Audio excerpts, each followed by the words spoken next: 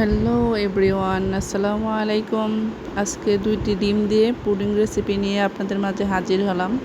প্রথমে ভালো করে দুধগুলো জাল করলাম, চিনি দিলাম, পানি দিয়ে দিচ্ছি। চিনিটা ঘন করে জাল দিতে হবে। এই যে দেখেন কালার চেঞ্জ হয়ে গেছে, এই যে আঠালো হয়ে গেছে, ঠিক আছে।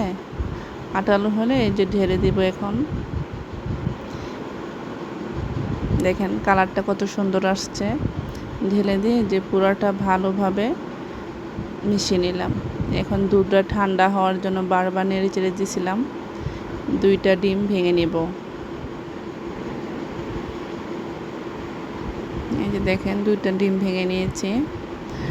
আমার ভিডিওগুলো যদি ভালো লেগে থাকে তাহলে চ্যানেলটাকে সাবস্ক্রাইব করে পাশে থাকবেন।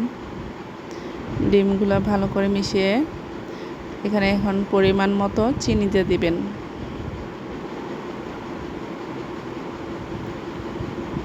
এই যে চিনি দিয়ে দিচ্ছি। চিনিটা ভালো করে ডিমের সাথে মিশাবেন। সয়া সস দিয়ে দিবেন, লেবু দিয়ে দিবেন। যাদের বাসায় সয়া সস নাই তারা লেবু দিলেই হবে। এটা শুধু ডিমের ফ্লেভারটা যাতে গন্ধ না আসে এটার জন্য দেওয়া।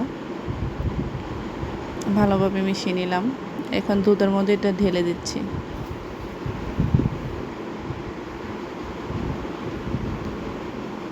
ভালো করে নেড়ে চেড়ে মিশাতে হবে। এই যে দেখেন এটা অনেক শক্ত হয়ে গেছে, ঠান্ডা হয়ে গেছে। যে এখন এটার মধ্যে আমরা ছেঁকে দুধটা ঢেলে দেব। আমি ওভেনে দিয়ে দিব। ইলেকট্রিক ওভেন আছে বাসায়, ইলেকট্রিক ওভেনে দিয়ে দিচ্ছি। আপনারা সবাই চাইলে চুলাতেও দিতে পারবেন। এই যে দেখেন কালারটা কত সুন্দর।